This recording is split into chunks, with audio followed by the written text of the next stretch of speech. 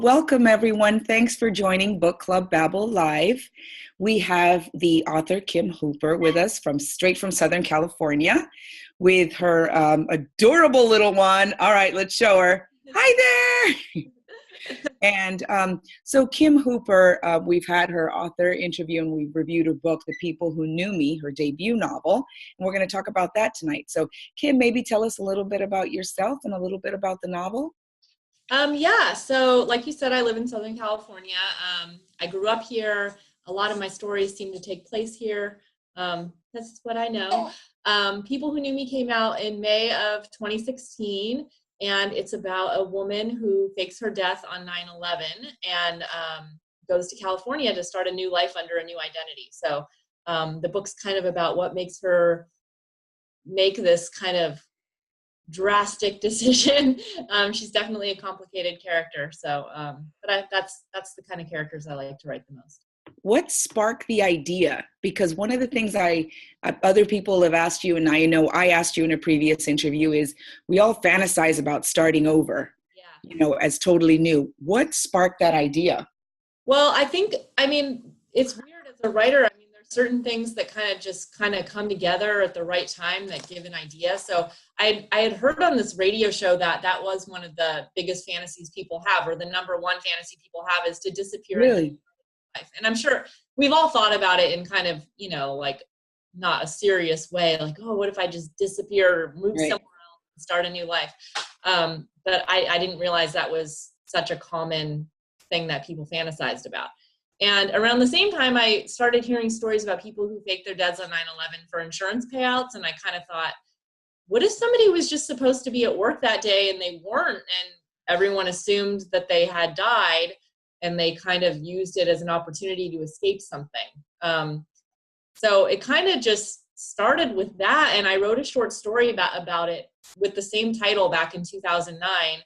And normally when I write a short story, it kind of serves its purpose and I don't really think about it again. But this one I just kept thinking about, and I thought, I think this has to be a novel.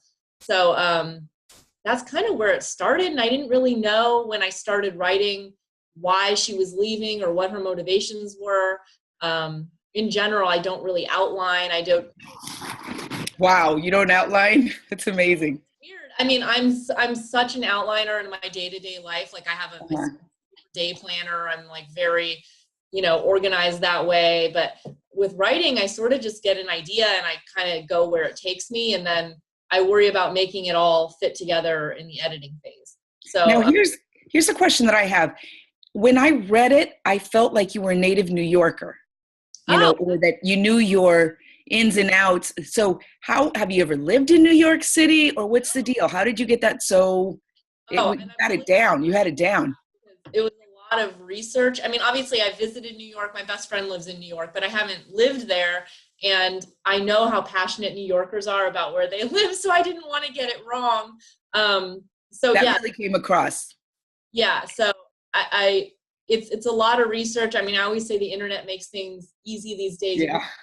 Maps and kind of see how streets relate to each other and different neighborhoods, and you can research that way. But I think as a writer, those things you don't know firsthand, you're always nervous that somebody's going to come out of the woodwork and say, that's not right, or that street doesn't go like that, or that kind of restaurant wouldn't be in this neighborhood. And so, it's fiction, so there's an allowance for some. Have you heard from native New Yorkers and what have they said about their perspective? In general, people say the same thing as you. They say, oh, are you from New York, or do you live there? Yeah. The city well. I think I had somebody from New Jersey say that I got the character's mom's neighborhood wrong, or something about Get that. A life, right? I don't know. It's fiction, so I can kind of, it's hard to get every single thing right, but I try. I really try. What about the feedback on this fantasy, like this, starting over again? Because so much of the tension in the novel came from like Emily's, this notion of right and wrong. Like, okay, on the one hand, she's starting over again and for a good cause, but think of the people you leave behind. And I guess when you started writing that, you had to kind of grapple with that and, make those characters live out the consequences. What was that like?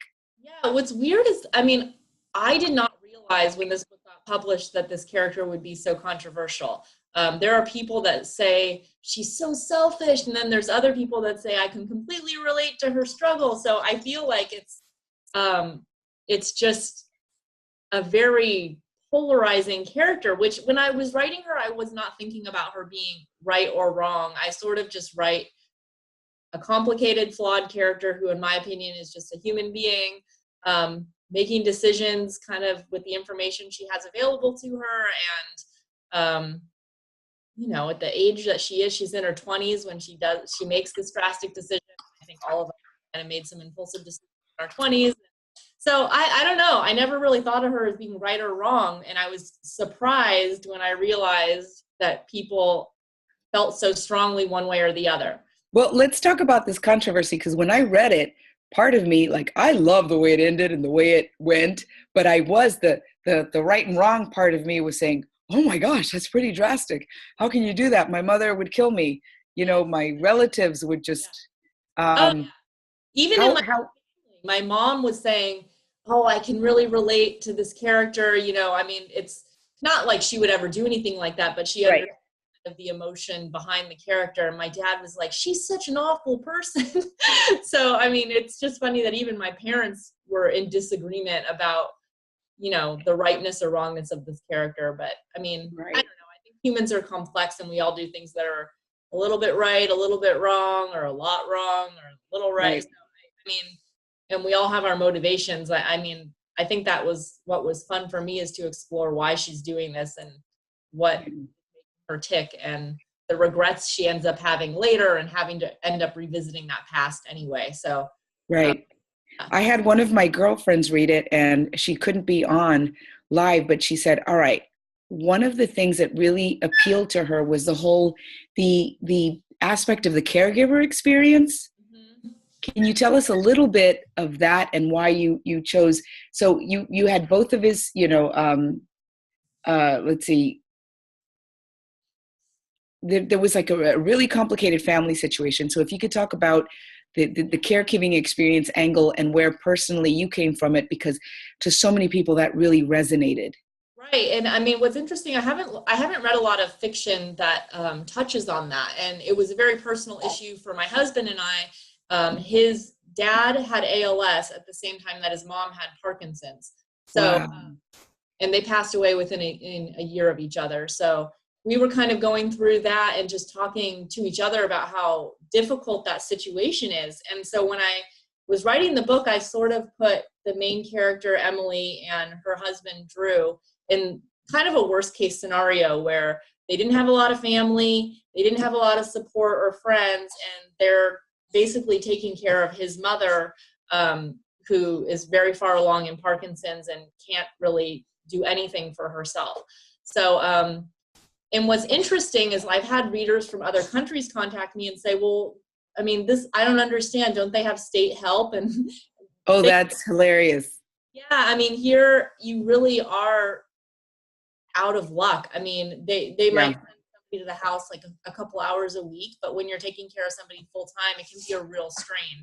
So, we had this young couple, they're going through this, really challenging situation to deal with, especially at that age. So I think I just pulled from some personal inspiration, and obviously the characters are nothing like my husband and I, but we could kind of talk to each other and say, wow, can you imagine if we didn't have any support, if we didn't have siblings and family and aunts and uncles and friends and, supporting us through this, what would that be like? And I think that just drove that whole storyline, because it can really create a lot of tension and stress in a family.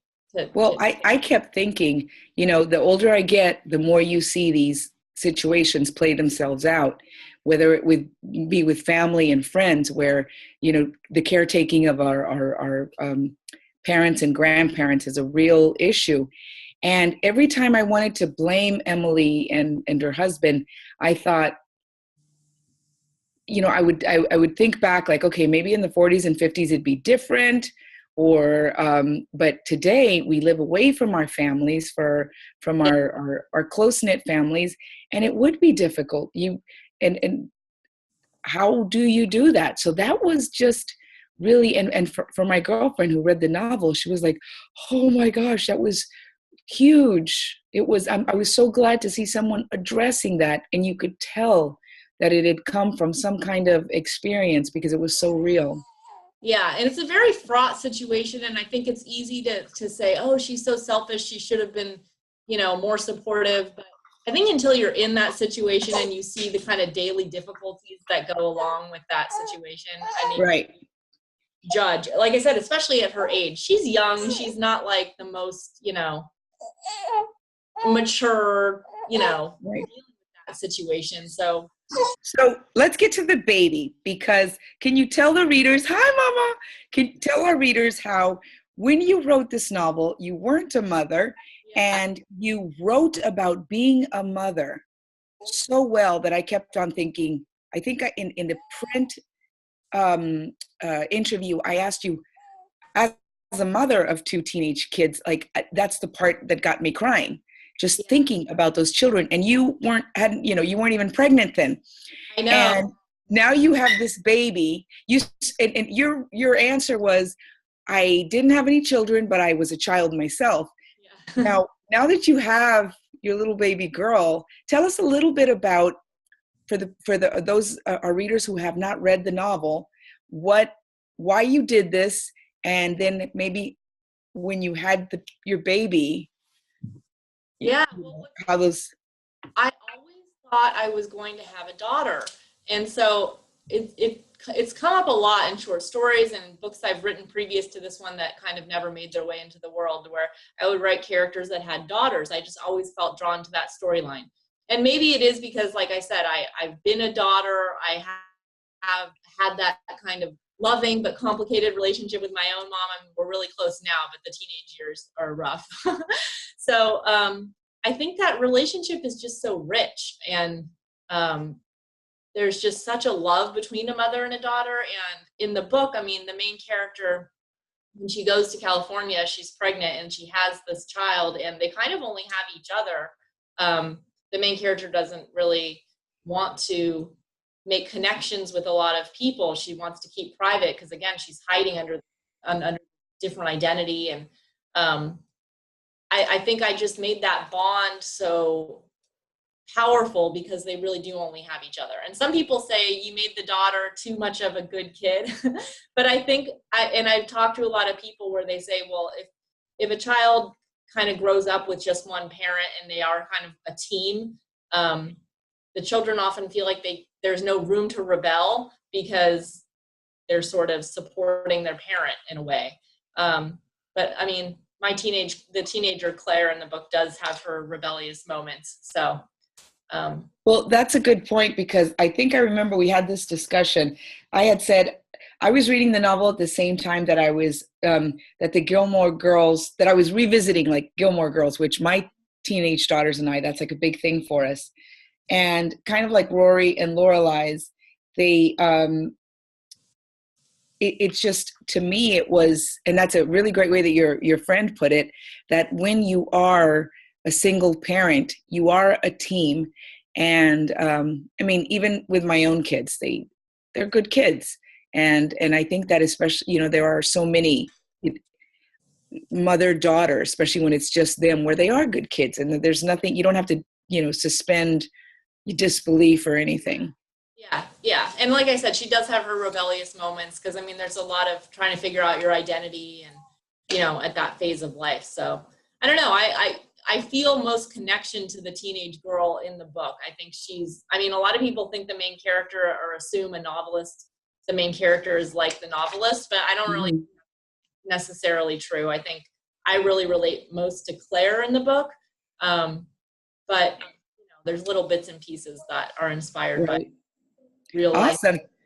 So we'll end with two questions, and one, the second one will be, what are you working on? Because we can't wait. And the first one was, when after the baby was born, did you think of an alternate ending?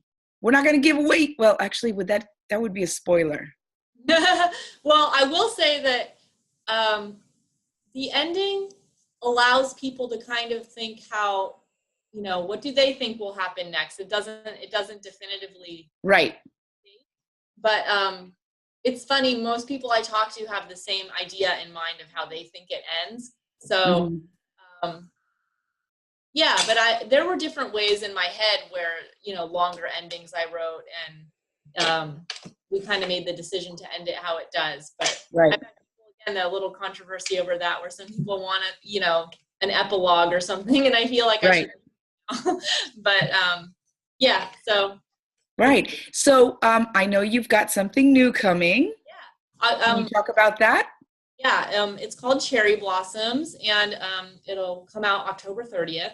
This one is from a man's point of view, so it's a little bit different. But again, it's kind of a mix of, you know, it's a mix of humor and a dark subject matter, but it's very human, complex, a flawed character kind of finding his way. It's about a guy who's heartbroken over a lost love, and he decides he wants to end his life. But before he does, he wants to make this big trip to Japan. It was a trip he was supposed to take with this lost love of his, and he didn't. And there's all these regrets that kind of go into him making this journey and trying to figure out, does he really want to end his life? You know, can he tolerate the uncertainty that comes with life, or does he need to end his life because that's like a certainty and there's a comfort in that? So it's a complex story, but it's light in a way too. Right. It's I keep saying it's funny sad. It's right. Well, you know, Kim, I thought I had asked you the last question, but the reason I really enjoyed this novel was the realness. I find myself as I get older, I don't have a lot of patience for like trite, formulaic stuff. I need things that offer me, all right, how do I solve my own issues? Life's real. What makes you as a writer tap into that kind of nitty gritty? Well, I'm kind of like you. I appreciate that in other people too. I mean, I always tell my friends, like, I mean, they could tell me anything, and I'm usually most excited when it's something that they're like, oh, I can't admit this to anyone, it's so terrible. And then they tell me, and I'm like, that's nothing. Like, you're just a human. Like, that's not at all. It's like, I like to see ugly sides. I think that's what makes people you know, the kind of false, like happy or just superficial, like, you know, to me, it's just like, really? Yeah. I want to see the realness of people. And I think with fiction, I get to really play around with that and explore, like, you know, the real extremes of feeling and emotion that I don't necessarily live in my somewhat boring life. But it's so fun to explore that, because I love that part of human beings. I love people's flaws, and, you know, their secrets that they think they have so much shame about. And in my mind, they're just not that shameful. Like, oh, I'm so bad, I think this way. And I'm like, everyone thinks that way. Just no. So I don't know. That's kind of the fun. Well, keep up the great work. Kim Hooper, author of People Who Knew Me, and she's got her new novel coming up in October, Cherry Blossoms. Kim, thank you so much for being with us. And hi, Mama. And, oh my goodness, have fun with that little one, and do keep us posted. Yes, thank you so much. All right, thank you, Kim.